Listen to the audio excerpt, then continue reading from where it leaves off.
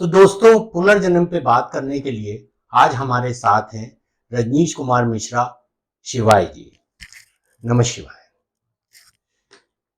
रजनीश जी एक आध्यात्मिक गुरु हैं, एक थेरेपिस्ट हैं, एक प्रीचर हैं, एक लाइफ कोच हैं और ये इन बहुत सारी चीजों पे बहुत रिसर्च इन्होंने की हुई है। चलिए इनसे जानते हैं। सबसे पहला सवाल रजनीश जी आपसे, पास्ट लाइफ क्या है? देखिए, जैसा कि आप जानते हैं कि आत्मा जो है वो अमर है और उसको वो शरीर धारण करती है कपड़े की तरह। जैसे आदमी कपड़े गंदे हो जाते हैं तो बदल देता है, तो वैसे ही हर एक आत्मा कई बार शरीर को धारण करती है समय-समय पे अपने कर्म के अनुसार। और पास्ट लाइफ बेसिकली इसको अगर हम साइंटिफिक वे से लिया जाए, तो जो आपका ब्रेन है, आपके हर एक सेकंड की घटनाओं को रिकॉर्ड करता है। और वो संस्कार आपके सेल्स में, आपके सूक्ष्म शरीरों में जाते हैं। तो जो संस्कार, जो घटनाएँ आप एक्सेप्ट नहीं कर पाते या जो घटनाएँ अनईज़ी होती हैं, तो वो एक अलग तरह की छाप, एक अलग तरह के मॉलिक्यूल्स को अट्रैक्ट करती हैं।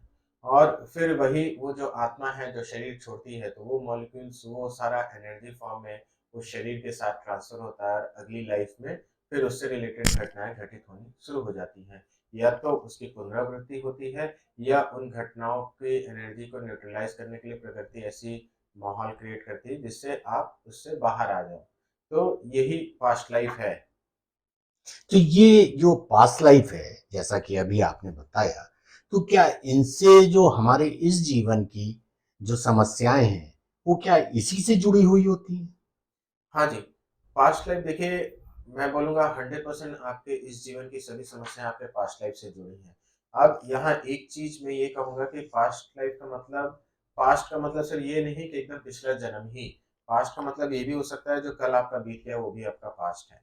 तो अच्छा। ऐसा देखने में आया है कि नो डाउट 60-70% आपके पिछले जन्मों की घटनाओं से कारण होते हैं इस लाइफ़ की प्रॉब्लम्स के, और बाकी 30 से 40% इस लाइफ़ की जो घटनाएँ हैं वो भी कारण हो सकती है आपकी लाइफ में होने वाली प्रॉब्लम्स का। मतलब आपके कहने का तात्पर्य ये है कि जो अभी तक का हमने जीवन जिया है, वो भी पास्ट लाइफ में आता है। वो भी पास्ट लाइफ में होता है। अच्छा। तो ये पास्ट लाइफ का जो समस्याएं तो पता चल गई, अब इनका निराकरण क्या है? इसमें कोई दवाई या कोई इस तरह की चीज तो काम करेगी नहीं। नहीं करेगी। उसका निराकरण कैसे होता है? देखिए, उसका निराकरण जो मैंने देखा है, हालाँकि बहुत सारे रूप में लोगों ने बहुत सारे शोध किए हैं और उसके निराकरण पे भी काम किया है। रिग्रेशन थेरेपी इसमें से एक है, जो लोग हिप्नोटाइज़ करके रिग्रेशन करते हैं और फिर उसको पास्ट लाइफ में ले जाके सबकॉन्शियसली वो देखता है कि क्या हुआ, क्या नहीं हुआ। लेकिन मैंने जो ध्यान की अवस्था में देखा, क्योंकि जो हमारा रिसर्च है, वो हमारा प्योर सनातन विज़डम पे बेस्ड है। और जो आप देखिए कई सारे जो भी महान संत रहे हैं, उन्होंने जाति स्मरण और बहुत सारी इन साधनाओं के ज़िक्र भी किया है। तो हम ध्यान के माध्यम से आपको पास्ट लाइफ में लेकर के जाते हैं। दोनों में अंतर ये है कि पास्ट की कोई बहुत नकारात्मक घटना या कुछ वैसा है तो रिग्रेशन में व्यक्ति फँस सकता है या उस लेवल पे उसको लाभ नहीं मिलता। ठीक है ना? उसमें लाभ होने का एक लिमिटेशन है, एक दायरा है। और थेरेपी जो हम कर रहे हैं, जो हमारे सनातन विज़डम पे बेस्ड है, वो ध्यान के माध्यम से है, कि मैं आपको ध्यान के माध्यम से इतनी गहराई में लेकर के जाऊँ और उस कोर पे, तो उसमें क्या है, कार्मिक फैक्टर्स भी रिज़ॉल्व होते हैं, उन कर्मों की भी शुद्धि होती है। और जब आपके कर्म ही बुरे नहीं रहे, तो उसका फल भी ऑब्वियसली आपको भोगना नहीं पड़ेगा। तो पास्ट लाइफ में हम ध्यान के माध्यम से उस डीपेस्ट लेवल तक, रूट तक लेके जाने का प्रयास करते हैं, जिससे आदमी के लाइफ की उन प्रॉब्लम्स के सारे रूट्स खत्म हो जाए, ताकि वो प्रॉब्लम सॉर्ट आउट हो जाए। आपने यहाँ पे दो बातें बोली। एक तो आपने पास्ट लाइफ थेरेपी की बात बोली और एक आपने पास्ट लाइफ रिग्रेशन की बात बोली। इन दोनों में फर्क क्या है? रिग्रेशन हिप्नोटाइज़ करके लोग करते हैं। बहुत सारे आपको रिग्रेशन थेरेपिस्ट मिल जाएँगे। बेसिकली उसमें वो क्या है कि लिटा देते हैं व्यक्ति को और जैसा फिर कि हम लोग टीवी पे जैसा देखते हैं। टीवी पे देखते हैं। हाँ, हाँ। और उसके बाद वो ये तो ब्राउज़र के माध्यम से या ये है, कुछ ऐसे तरीके अपनाते हैं जिससे उसका मन कंसंट्रेट होना शुरू हो, और फिर वो हिप्नोटिज़्म के माध्यम से उसको एक गहरी तंद्रा में लेकर के जाते हैं और फिर उसको सबकॉन्शियसली उसके पास्ट लाइफ में एंटर करने के लिए बोलते हैं। लेकिन उसमें 2-3 चीज़ें हैं जो जैसा कि मैंने देखा है लोगों में कि हर व्यक्ति देखिए एक कल्पना लोक में जीता है। ठीक है ना? मन में उसके हमेशा कोई ना कोई विचार चलता रहता है और कोई विचार बहुत स्ट्रॉन्ग है, तो रिग्रेशन के समय वो सिर्फ़ उसी विचारों को सच मान लेता है। तो रिग्रेशन में 90% मैं कह सकता हूँ कि हैलुसिनेशन रिलीज़ होता है सबसे पहले और बहुत बाद में कहीं नंबर आता है फिर उसका। तो उसके जैसे कि मैंने बताया रिग्रेशन के बहुत सारे लिमिटेशंस हैं और जो उसका प्रभाव है नो डाउट मन हल्का हो जाता है, मन शांत हो जाता है क्योंकि एक बोझ निकल जाता है। वो जो हैलुसिनेशन है वो भी एक बोझ है उसके शरीर पे। तो वो भी रिलीज़ हुआ तो शरीर और मन तो हल्का होगा। लेकिन फिर वो जो प्रॉब्लम है, वो जब तक कोर में जाके उसको हील नहीं करेंगे तब तक इस लाइफ़ का उसका जो इश्यू है वो रिज़ॉल्व नहीं होगा। नहीं होगा। तो रिग्रेशन में हिप्नोटाइज़ करके ऐसे ले जाते हैं, उसमें 90% हैलुसिनेशन होता है। हम जो थेरेपी करते हैं वो हमारा कोर सनातन विज़डम है, जो डिवाइन एनर्जी से परिपूर्ण है और हम ध्यान की अवस्था में उनको लेकर के जाते हैं, जिसमें व्यक्ति बहुत सारे लोग अपना वो देखते हैं और उस कोर में मतलब जा अपना पिछला जन्म हाँ देखते जी, हैं। पिछले जन्म देखते हैं और उस कोर में जाकर के वो उन घटनाओं को जब रिलीज़ करते हैं, हुँ, तो हुँ। इस लाइफ़ में तुरंत बदलाव उनको दिख जाता है। इनफैक्ट मैंने मिरेकल्स यहाँ तक देखे हैं कि लोगों के 20-20, 25-25 साल पुरानी बीमारियाँ या रिलेशनशिप के इश्यू विदिन 1 सेशन में ही रिज़ॉल्व हो गए। 1 दिन के अंदर रिज़ॉल्व हो गए। किसी को कुछ दिन और भी लगे, लेकिन कई सारे लोगों के 1 दिन में उनकी प्रॉब्लम सॉर्ट आउट हो गई। तो थेरेपी उस कोर पे काम करती है, जो उस कार्मिक लेवल पे काम करती है और रिग्रेशन नो डाउट अच्छा है, लेकिन उसकी एक दायरा है, एक लिमिटेशन है। एक लिमिटेशन है। ये जो थेरेपी है, ये वैज्ञानिक है? मतलब हम इसको क्या साइंस के चश्मे से देख सकते हैं? हाँ, 200% वैज्ञानिक है। जैसा कि मैंने आपको बताया कि जो हमारा माइंड है, ब्रेन है, वो 24 घंटे हर एक घटना को रिकॉर्ड करता है और वो ब्रेन के सेल्स में ही नहीं वो रिकॉर्डिंग होती है, वो हमारे हर एक सेल के अंदर ट्रांसफ़र होती है रिकॉर्डिंग और फिर जैसा कि हमारे 5 शरीर हैं, फिर बाकी के शरीरों के जो मॉलिक्यूल्स हैं, उसमें भी वो डेटा ट्रांसफ़र होता है। हुँ, तो जब शरीर छूटता है व्यक्ति का, तो उसका 1 या 2 शरीर यहाँ पे डिस्ट्रॉय होता है, बाकी के उसकी सोल के साथ 1, 2 या 3 शरीर जैसा वो व्यक्ति आध्यात्मिक रूप से है डिपेंड करता है, उसकी सोल के साथ ट्रैवल करती हैं। तो ये जो घटनाएँ हैं, ये सारी घटनाएँ हमारे चौथे शरीर में ज्ञान में कोश में जाकर के इंकित हो जाती हैं। तो वो ऑलरेडी वो जो डेटा है उस सोल के साथ जो ट्रैवल कर रहा है, अब जब भी वो सोल नया शरीर धारण करेगी। तो ये जो चौथा ज्ञान में कोश में ये जो डेटा है, ये उसके फिज़िकल बॉडी में भी पूरा परिलक्षित ट्रांसफ़र होगा और फिर वो वैसी एनर्जी को रेडिएट करेगा और फिर जीवन में वैसे ही घटनाएँ, वैसे ही लोग अट्रैक्ट होंगे, वो पूरा घटना चक्र वैसा ही चलना शुरू हो शुरू जाएगा। हो तो जाएगा। ये 200% वैज्ञानिक है और इसमें बहुत सारे शोध भी हुए हैं और नो डाउट ये हमारा सनातन विज़डम है, अभी जितना वैज्ञानिक पहुँचे हैं, उसके बहुत आगे है और मेरे पास बहुत सारे लोग आते हैं, साइंटिस्ट भी हैं, हालाँकि इस फ़ील्ड के नहीं हैं, लेकिन तब भी और मैं ऐसे पूछते रहते हैं, तो मैं उनको भी ज्ञान देता रहता हूँ, तो अपने कुछ-कुछ रिसर्चेज़ इसको प्रूव भी करते हैं कि हाँ सर, ये ऐसा है। अच्छा, जीवन की किन-किन घटनाओं पर मतलब हम किन घटनाओं के लिए जैसे लोगों की जीवन की होती है, करियर हो गया, पैसा हो गया, ये सब क्या ये सब भी पिछले जन्म से कहीं न कहीं कनेक्टेड होती हैं, रिलेटेड होती हैं या सिर्फ़ आपका मनोवैज्ञानिक प्रॉब्लम्स ही इससे रिलेटेड होती है या नहीं, जीवन की ये भी घटनाएँ उनसे रिलेटेड होती हैं?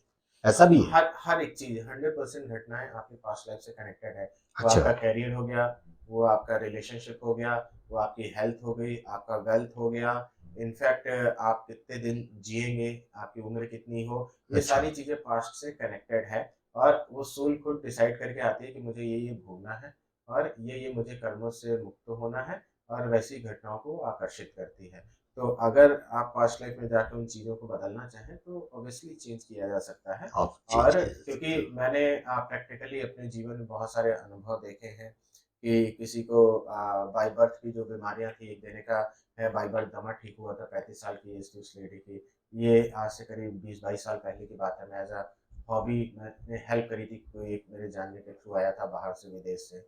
और बहुत सारी ऐसी बीमारियाँ जो हैं जो लोग डरते हैं कि यार इसका तो कहीं इलाज ही नहीं है, वो भी मैंने पास्ट लाइफ करे तो लोगों के ठीक हुए।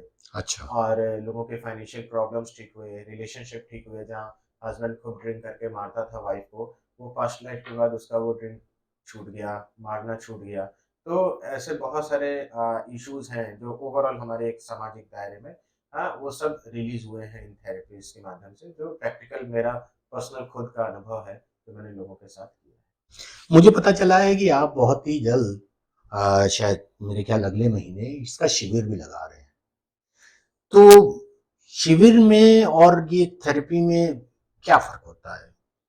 देखिए, मतलब ये पूरा शिविर ही थेरेपी का है। अच्छा, और हर एक व्यक्ति का, जैसे मैंने फिर बोला, रिग्रेशन में आप एक-एक व्यक्ति को आप करते हैं, लिटाते हैं, हिप्नोटाइज़ करते हैं। ये हिप्नोटिज़्म नहीं है। मतलब ये इन मास होगा। ये इन मास होगा, और ये चूँकि हिप्नोटिज़्म नहीं है, मैंने बोला ये डिवाइन एनर्जीज़ के माध्यम से, उनकी हेल्प से ये होगा। तो हम एक साथ जितने भी लोग होंगे उनको गहरे ध्यान की अवस्था में ले जाएँगे। अच्छा, उनका ध्यान लगता नहीं लगता ये कोई मैटर नहीं करता। अच्छा। और वो उस ध्यान की अवस्था मतलब में, उन्हें ध्यान आता हो, या ना ना आता आता हो, हो, इससे कोई फ़र्क कोई नहीं फ़र्क पड़ता। नहीं पड़ता। वो व्यक्ति खुद, वो जब एनर्जी फ्लो करेगी, वो जब मैं कुछ क्रियाएँ कराऊँगा, तो वो गहरे ध्यान में उतरना शुरू होंगे, और एक उसमें फिर वो अपना पास्ट के चीज़ों को रिलीज़ करना शुरू कर देंगे। तो ये एक मास में है, क्योंकि फिर मैंने बोला ये एक थेरेपी है, हमारा सनातन विज़डम है, तो इसमें कम से कम हम 10,000 लोगों को एक साथ कर सकते हैं। अच्छा, क्योंकि एक चीज़ मैंने नेट पे देखी थी, बहुत सारे दिल्ली में गुरु लोग हैं या ये थेरेपिस्ट हैं, जो या डॉक्टर्स हैं, वो लोग करते हैं, फॉरेन में भी हैं। लेकिन एक जिसको कहते हैं ना कि इसकी पास्ट लाइफ थेरेपी की फीस बहुत ज़्यादा है। तो आपके शिविर में फीस भी कम है और लोग भी ज़्यादा हैं, तो ये कैसे करते हैं आप? ये मतलब कैसे करेंगे आप? देखिए, मैंने जैसा कि बताया कि मेरा जो मेन एक मिशन है कि हर घर ध्यान, हर घर खुशियाँ, और सबके जीवन में बदलाव आना चाहिए। मेरा मिशन ये नहीं है कि हाँ, हम सिर्फ़ फाइनेंशियली लोगों को वो करें। सामने वाले व्यक्ति ऑलरेडी परेशान है, कुछ समस्याओं में ग्रसित है, या ऐसा है, तो हमने फ़ीस नॉमिनल इतनी रखी है कि वो उसको आराम से बियर भी कर सके और उसको एक्सेप्ट भी करे। और मैं फ़ीस और भी कम रखता, लेकिन फिर उसको उसकी एक्सेप्टेंस भी नहीं आएगी।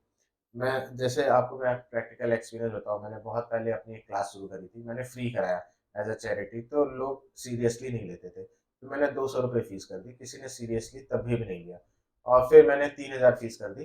तो जितने 100% लोगों को रिज़ल्ट आया, सारे लोग बेनिफिट उठाए, क्योंकि फिर व्यक्ति का एक साइकोलॉजी ये रहती है ना कि हमने दिया है इतना, तो हमको पूरा अच्छे से करना है, शिद्दत के साथ करना है, कि हमें उसका लाभ लेना है। तो फ़ीस ये भी ना हो कि आदमी अफ़ोर्ड ना कर सके, क्योंकि यहाँ फ़ीस मायने नहीं रखती।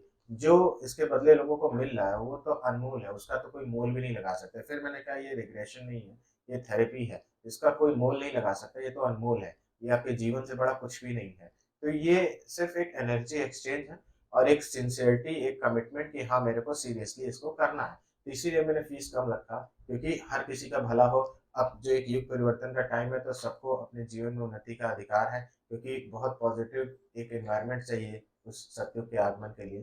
तो इसीलिए ये सारी तैयारियाँ हो रही हैं, और अपने आप प्रकृति में ये सारा घटित हो अच्छा, एक क्वेश्चन मेरे पास आ रहा है, मतलब मेरे मन में आ रहा है, ये इसका इस विषय से कोई मतलब नहीं है, लेकिन मैंने जब मैं आया तो मुझे लगा कि जो एक आध्यात्मिक गुरु होगा, एक प्रीचर होगा, एक उसकी एक हम लोगों के अंदर होता है ना, एक वेशभूषा होगी, एक ऑरेंज कलर का एक साधु टाइप का, लेकिन आप तो बिल्कुल एक नॉर्मल वैसे ही हैं। आप मतलब मुझे पूछना नहीं चाहिए, बट फिर भी अगर आप एकदम नॉर्मल जीवन में इस तरीके से अगर आप रहते हैं, अगर इस पे आप कुछ कहना चाहें तो? रहा। देखिए, ये तो पर्सनल है, फिर भी आपने पूछा है तो मैं बता दे रहा हूँ कि कोई आपने दिखावा नहीं, मतलब I mean I am just surprised. आपने सुना होगा कि एक शिक्षक होता है, उसके क्लास में 100 बच्चे होते हैं, सबका लेवल अलग होता है। तो अच्छा शिक्षक उसी को मानते हैं जो उस स्टूडेंट के लेवल पे आके उसको समझा सके। तो उसके लिए उसको अपने से नीचे उतरना पड़ेगा, उसके लेवल पे आना पड़ेगा। तो अगर हमने वैसा वेशभूषा रखा, वैसे तो बहुत सारे लोग मार्केट में हैं, और एक बहुत सारे गलत लोग भी हैं जो गलत उसमें लिप्त हैं। तो वैसे उसमें फिर आदमी के मन में भी एक धारणा है कि अरे ये लोग सब ऐसे होते हैं। तो पहली बात तो ये है कि व्यक्ति हमको कनेक्ट कैसे करेगा? लोगों के मन में 2 धारणाएँ होती हैं, या तो ये ऐसे ही होते हैं सारे, जो वेशधारी हैं साधु वेश में, या फिर ये इतने पहुँचे हुए हैं कि मैं इनको कैसे, वो भगवान की तरह पूजने लगते हैं। तो दोनों ही सूरतों में उसका भला कहाँ से होगा? या तो उसने बहुत दूर कर दिया कि हम वहाँ तक पहुँच नहीं सकते, या तो ये है कि ऐवे ही हैं।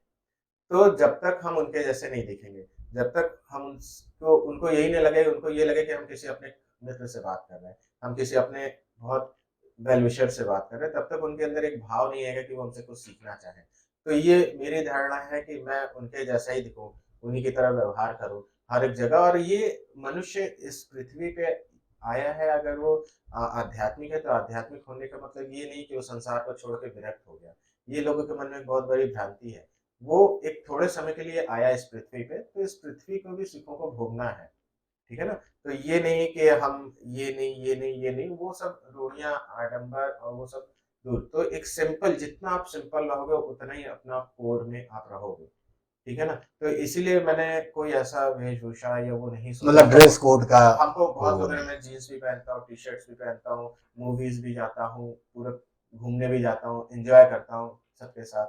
तो इसलिए ताकि व्यक्ति अपने जैसा समझे कि ये तो मेरे ही जैसे है, तो यानी ये यहाँ तक पहुँच सकता है तो मैं क्यों नहीं पहुँच सकता? क्योंकि फिर व्यक्ति, एक चीज़ आपने सुनी होगी कि ध्यान करो अगर कहा जाता है तो घरवाले क्या कहते हैं कि अरे ये तो साधुओं का काम है, तपस्वियों का काम है, पंडितों का काम है, तुम क्या करोगे करके? हैं, ये तुम्हारी अभी उम्र नहीं है। तो पहली बात तो ध्यान की कोई उम्र नहीं होती, बचपन से ही कर सकता है और वो अपना आध्यात्मिक और सांसारिक दोनों उन्नति की ओर अग्रसर होता है, उसे कोई प्रयास नहीं कर सकता जल्दी। तो ये चीज़ बहुत सारी मैंने इसी को ध्यान में रखा है, तो अंदर से कभी भाव नहीं आया कि मैं ऐसा गेरुआ वस्त्र पहन लूँ, ये कर लूँ। मेरा ये है कि सब एक जैसे हैं, जैसा वो दिख रहा है वैसे मैं दिख रहा हूँ। जब ईश्वर ने किसी में भेदभाव नहीं किया, प्रकाश किसी को भेदभाव नहीं करता सूर्य, तो हम कौन होते हैं कि भेदभाव करें? और अंदर तो आत्मा सबके वही है ना। किसी ने ऊपर से नकारात्मकता का चोला ओढ़ रखा है, किसी ने सकारात्मकता का ओढ़ रखा है।